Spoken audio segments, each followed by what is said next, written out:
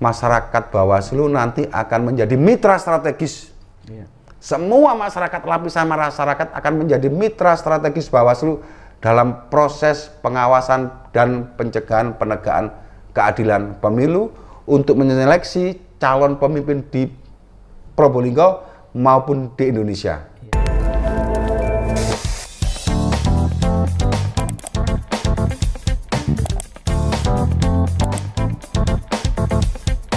Assalamualaikum warahmatullahi ta'ala wabarakatuh. Sahabat Bawaslu, bertemu kembali dengan saya Cak Qorib dalam podcast Bawaslu Kabupaten Probolinggo.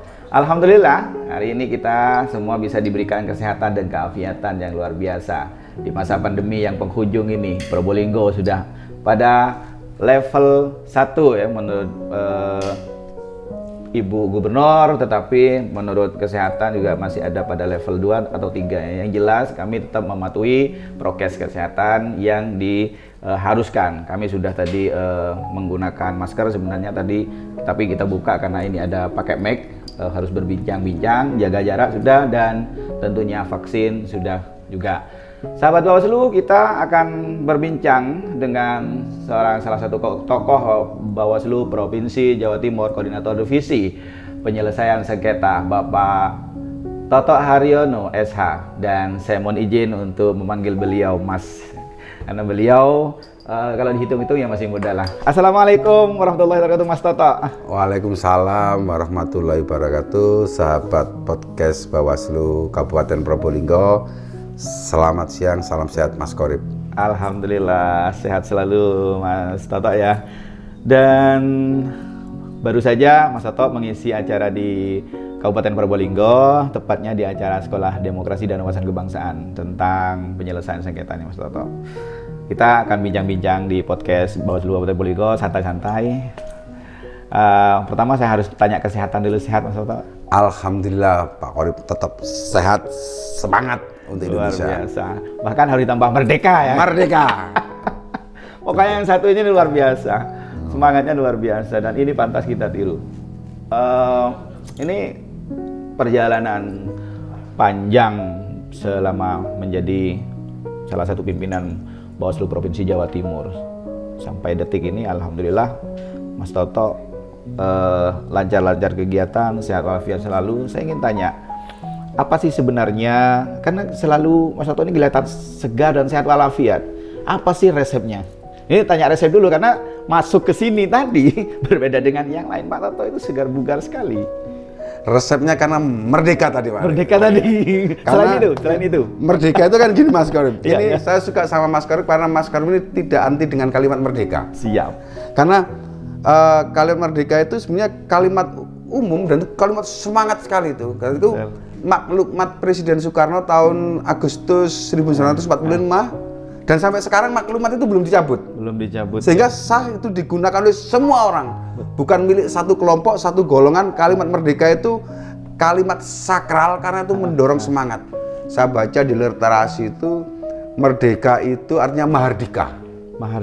Mahardika itu satu jalan. Tidak ada jalan lain. Iya. Satu jalan itu bisa dikatakan jalan ketauhidan, yaitu jalan ketuhanan. Wah luar biasa nih. Karena itu langsung sampai ke filosofi ya. Karena itu tema tagline kita waktu itu merdeka atau mati. Iya. Tidak ada menyerah, tidak ada kalah. Merdeka atau mati. Kalau merdeka itu hidup untuk bergantung kepada Tuhan, mati juga menghadap Tuhan. Inilah merdeka atau satu jalan.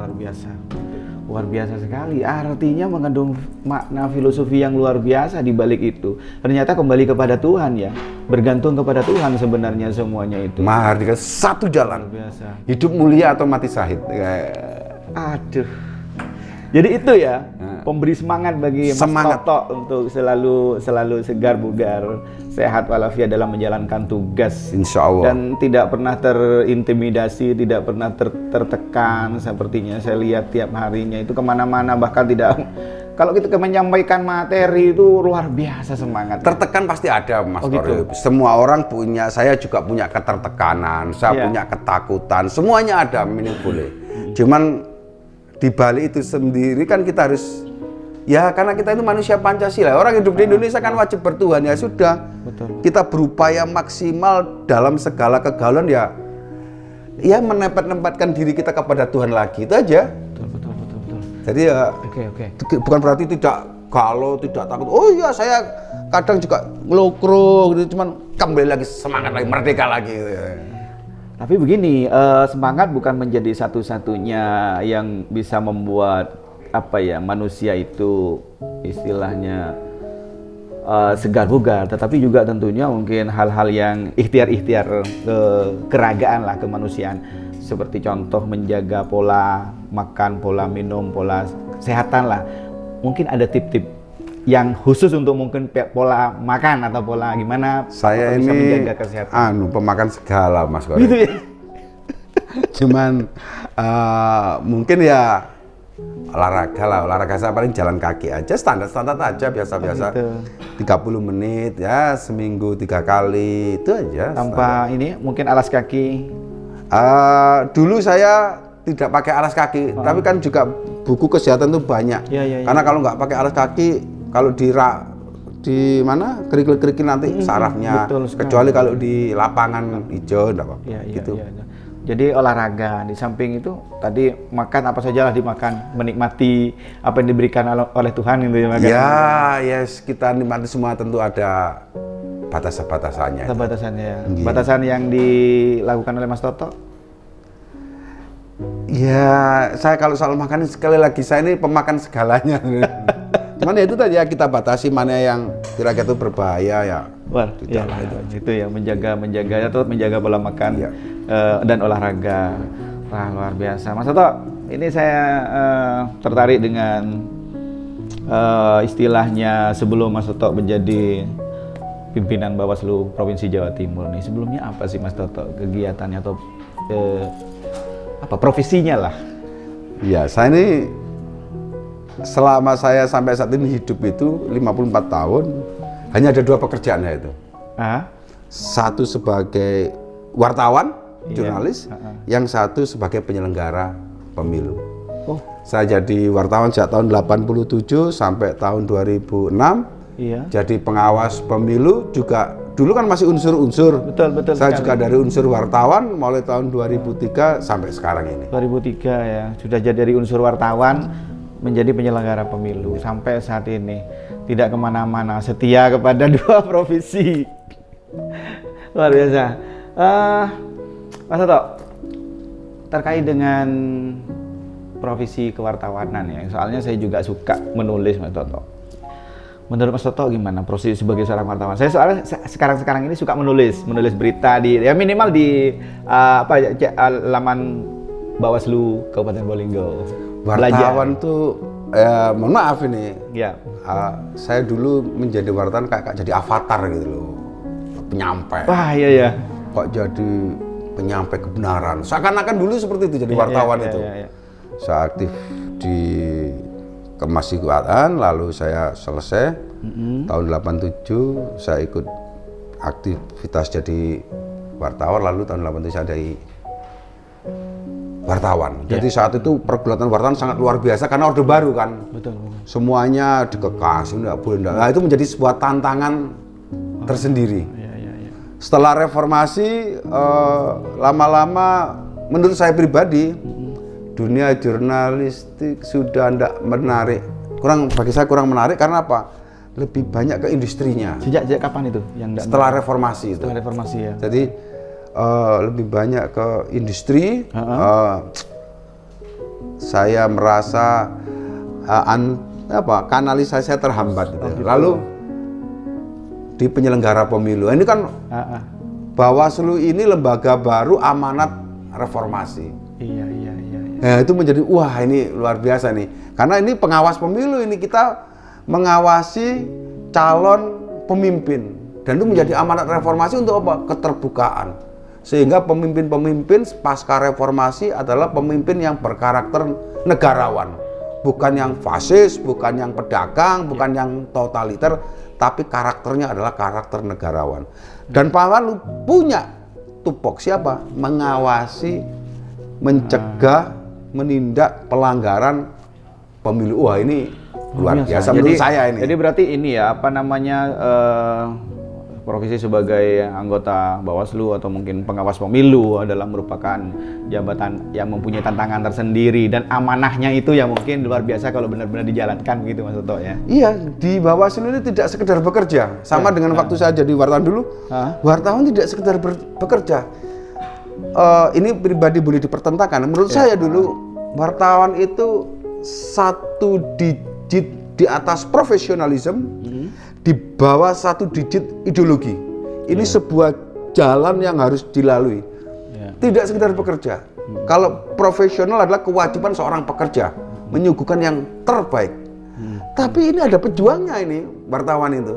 Sehingga ada beda antara pekerja dengan pejuang. Betul. Kalau pekerja dia mendapatkan sesuatu dari apa yang dikerjakan. Selesai karena sudah mendapatkan pekerja. selesai. Nah, tingkat tertingginya adalah profesionalisme. Menyuguhkan yang terbaik sesuai dengan keahliannya, profesional. Menarik, perjuangannya di mana? Kalau pejuang beda. Dia harus berkorban dalam melakukan sesuatu. Dia tidak mendapat imbalan dari apa yang dikerjakan. Tidak berpikir akan mendapat imbalan. Tapi dia mengorbankan entah keringatnya, entah tenaganya, entah pikirannya. Jadi ada inilah pejuang. Jadi kalau saya di Bawaslu menegakkan aturan itu biasa, itu nggak idealis tuh. Ya karena saya bekerja dibayar oleh negara. Betul sekali. Kalau ada yang ngomong, wah ini gerakan perburuan, sepanjang dia masih dapat bayaran dari NGO, ya biasa dia bekerja. Tapi bagi pemantau pemilu yang dia tidak dibayar dan tidak ada funding dari NGO, dia melaksanakan sebagai panggilan jiwa untuk mengawasi pemilu.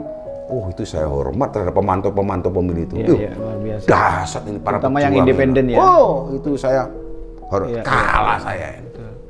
Oke, kembali lagi ke masalah tadi. Tadi Mas Toto menyebutkan seorang wartawan itu ada ya profesi biasa dan juga ada unsur perjuangannya. Iya, ada unsur perjuangannya juga ternyata wartawan. Menurut Mas Toto, di mana unsur perjuangannya dulu ketika menjadi seorang wartawan dulu? Karena saya senang ini. Karena kalau dari nilai bayaran ya zaman segitu, waduh, ndak anu sekali bayarannya, ndak sebanding. Tapi di situ ada tantangannya. Kita menyuarakan kebenaran. Beda antara wartawan, preman, sama petugas. Itu ya. Kalau preman ada masalah, dia datangi, dia selesaikan, dia tekan itu dia dapat duit. Ya. Kalau petugas ada persoalan, dia datangi, dia catat lalu dilaporkan kepada atasannya. Untuk diselesaikan sesuai dengan ketentuan undang-undang. Kalau wartawan ada masalah, kita datangi, kita laporkan kepada masyarakat. Biarkan masyarakat yang menilai. Apakah ini salah, benar? Kita hanya mencapaikan fakta, data, masyarakat menilai. Di situ letak perjuangannya, yang menyampaikan kebenaran. Menyampaikan kebenaran. Luar Dan biasa. Pulitzer bilang, wartawan itu selalu berpihak pada yang papa. Wartawan selalu berpihak pada yang lemah. Yang jelata. Bahwa dia adalah seorang jurnalis. Luar biasa. Nah ini kan kita baru ngomong wartawan ini. Sehingga itu ketertarikan Mas Toto dulu ya. Dulu ya. Kemudian setelah reformasi. Udah enggak ketemu nih. Iya. Lagi. Dan akhirnya menemukan sebuah lembaga produk reformasi yang bernama Pengawas Pemilu atau kemudian berubah menjadi Bawaslu ya Mas Toto ya. Dan gimana Liku apa istilahnya senang tidaknya apa ya sebagai seorang Bawaslu? Itu tadi ini tanggung jawab, ini salah satu pekerjaan yang dia tidak sekedar bekerja ini. Kalau saya supaya menyemangati diri saya dan ini tidak sekedar bekerja di pengawas pemilu. Ini sebuah pekerjaan yang dahsyat dan saya bahagia berterima kasih pada Tuhan saya ditempatkan di posisi ini untuk menjalankan amanah dan dibayar oleh negara. Gak main-main. Kalau saya tidak melaksanakan tugas ini, saya penjahat ini. Saya ini makan duit rakyat, makan duitnya Yuja, Yuto dari hasil distribusi. Yang dia pedagang, yang pedagangnya tidak laku, dia beli belanja di supermarket. Di supermarketnya sudah ada pajaknya. Rakyat yang paling kecil pun dia bayar pajak saat dia belanja. lalu itu diserap oleh negara sebagai pajak dan itu dikembalikan lagi kepada para aparatur, dibuat bayar saya. Iya. Lalu saya tidak bekerja dengan sungguh-sungguh, betapa penjahatnya saya ini. Iya, masuk akal. Ini maka indah sekali jadi pengawas pemilu, ya saya hanya memohon ampun kepada Tuhan kalau pekerjaan saya ternyata tidak seperti yang diharapkan.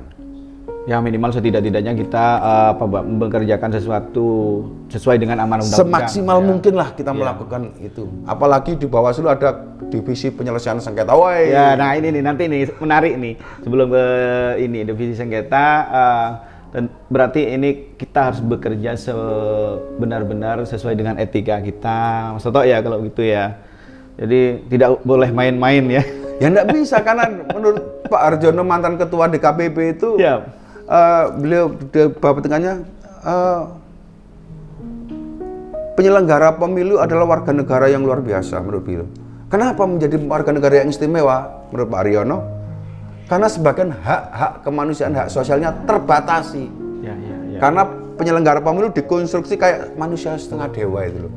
Ucapannya, perilakunya tidak boleh salah dan tidak boleh berpihak pada peserta pemilu. Walaupun peserta pemilunya adalah paman kita sendiri. Nah, gitu. Kadang-kadang kan nggak bisa bedakan.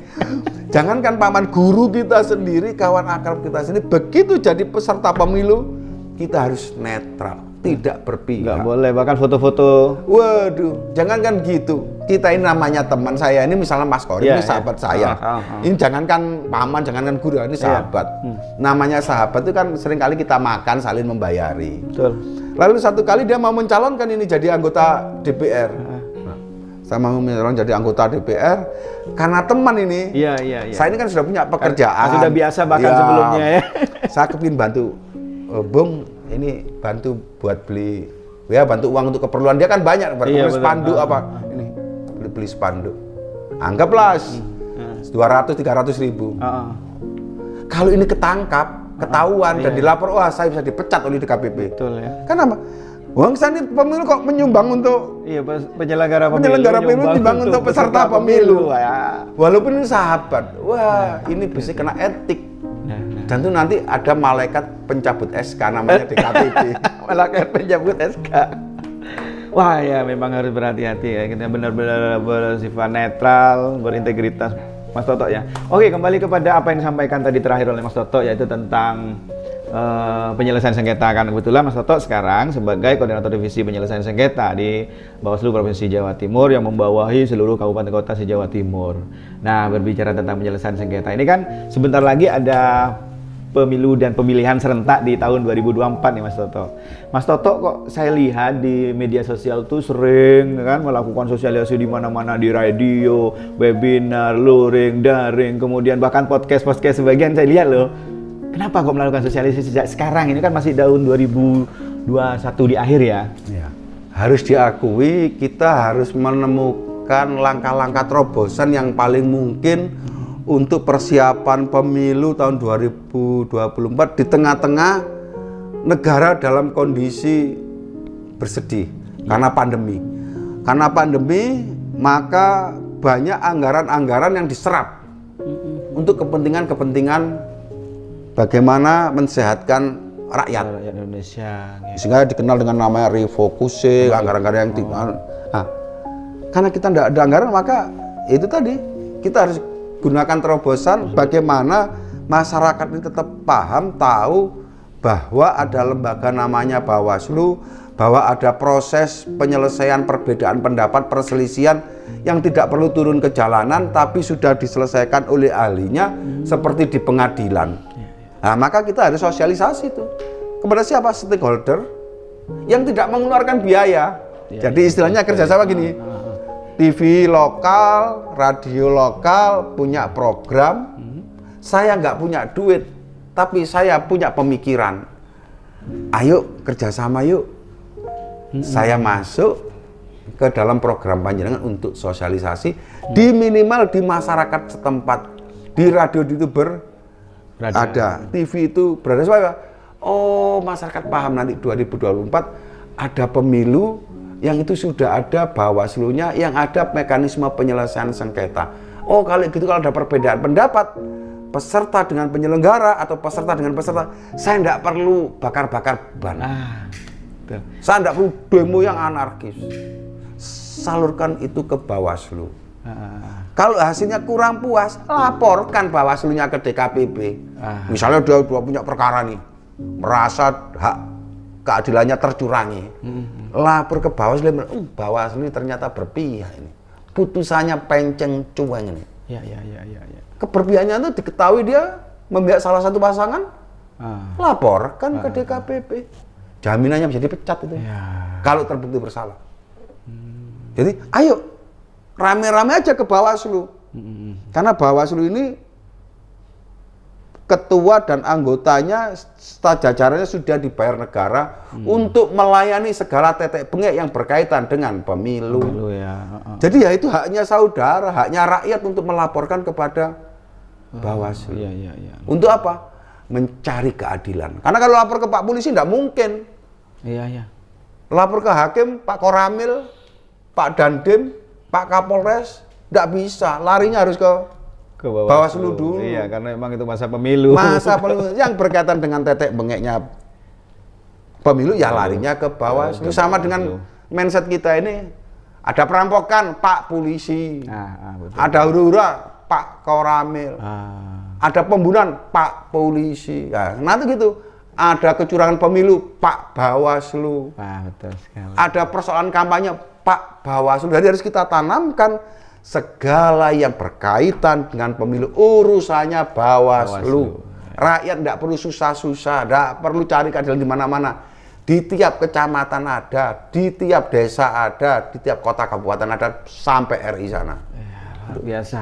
Berarti sosialisasi yang disampaikan oleh Mas Toto saat ini bukan hanya sosialisasi tentang kewenangan tugas saja, tetapi tentang resiko yang harus ditanggung oleh Bawaslu ya, sehingga masyarakat juga tahu kalau ada masalah dengan personal, oknum mungkin ya, maka laporan ke DKPP itu juga disampaikan ya. Semuanya artinya yang berkaitan dengan pemilu.